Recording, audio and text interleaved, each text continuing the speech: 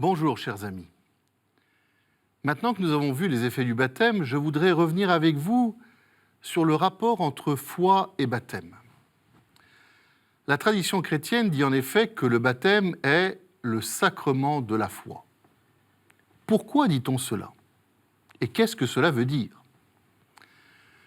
Pour répondre à ces questions, allons voir ce que nous dit le Nouveau Testament.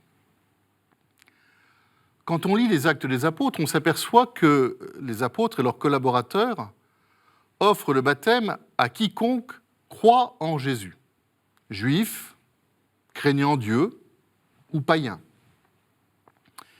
Toujours le baptême apparaît comme lié à la foi. Ainsi, par exemple, quand saint Paul est enfermé dans la prison de la ville de Philippe, il déclare à son geôlier « Crois au Seigneur Jésus, alors tu seras sauvé, toi et toute ta maison. » Et le récit continue. Le geôlier reçut le baptême sur le champ, lui et tous les siens. Le baptême est donc le sacrement de la foi. Qu'est-ce que cela veut dire?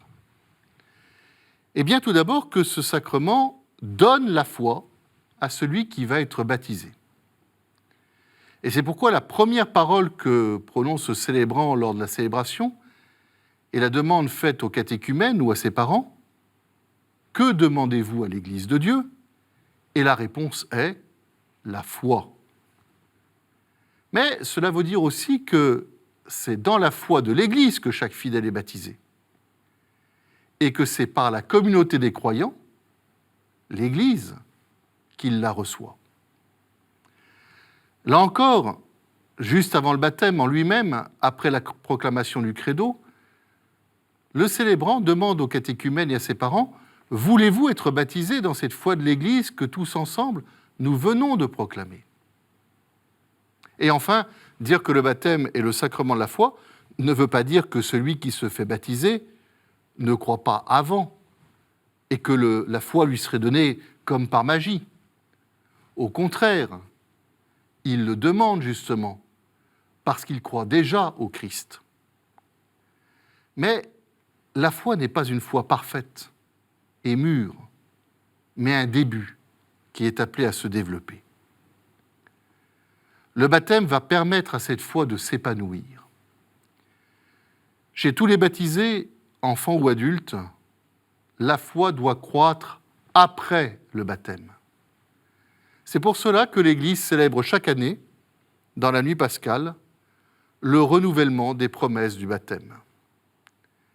Et pour que cette grâce baptismale puisse se déployer, l'aide des parents, des parrains et marraines, et de toute la communauté chrétienne est vraiment importante. Que le baptême soit le sacrement de la foi se traduit aussi par le fait que le baptisé en est marqué de façon indélébile. Pour l'éternité, son appartenance au Christ est inscrite en lui, puisqu'elle a été incorporée au Christ, configurée au Christ. Voilà pourquoi, donné une fois pour toutes, le baptême ne peut pas être réitéré. Et cette marque n'est effacée par aucun péché, même hélas, si le péché empêche le baptême de porter des fruits de salut. Même celui qui renie son baptême, qui ne voudrait plus appartenir au Christ, ne pourra jamais effacer le fait qu'un jour, il a été baptisé. Pas plus qu'un fils ou qu'une fille ne pourra jamais faire qu'il n'est plus enfant de ses parents. Cette marque indélébile est appelée le caractère, ou encore le sceau sacramentel, dans le sens du sceau qui est l'empreinte faite sur un document pour en garantir l'authenticité ou l'origine. Quel est l'intérêt de savoir cela? Eh bien, c'est que le caractère sacramentel est lié au culte que le baptisé peut rendre à Dieu. Le sceau baptismal rend capable le chrétien de louer Dieu.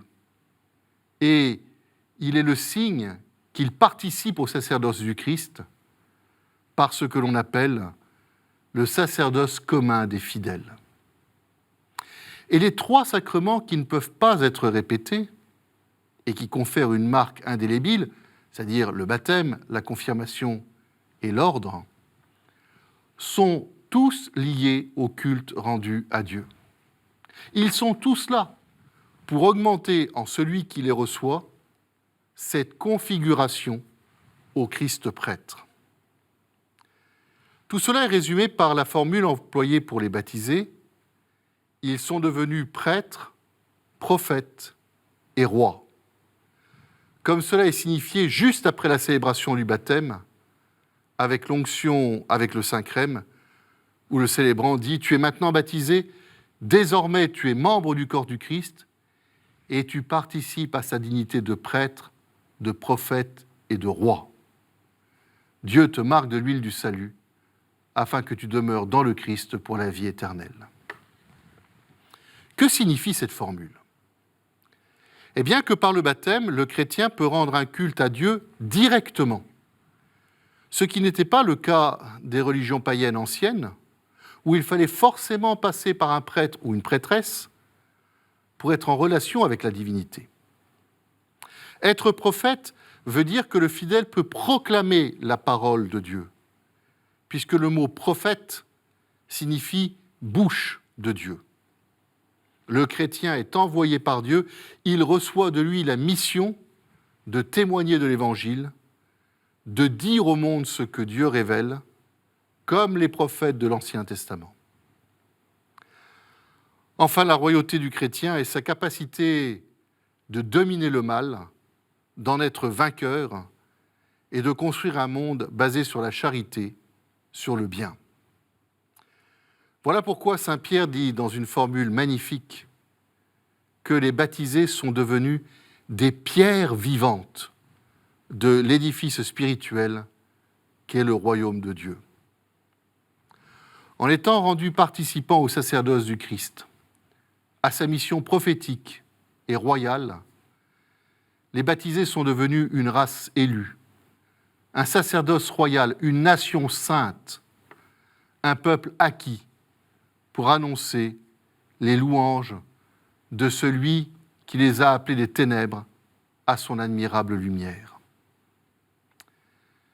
Puisque le baptême donne tout cela, nous nous demanderons la prochaine fois qui peut être baptisé, pour réfléchir ensuite sur la nécessité absolue de le recevoir pour entrer dans le royaume de Dieu, et donc aborder toute la question du salut des incroyants. À très bientôt.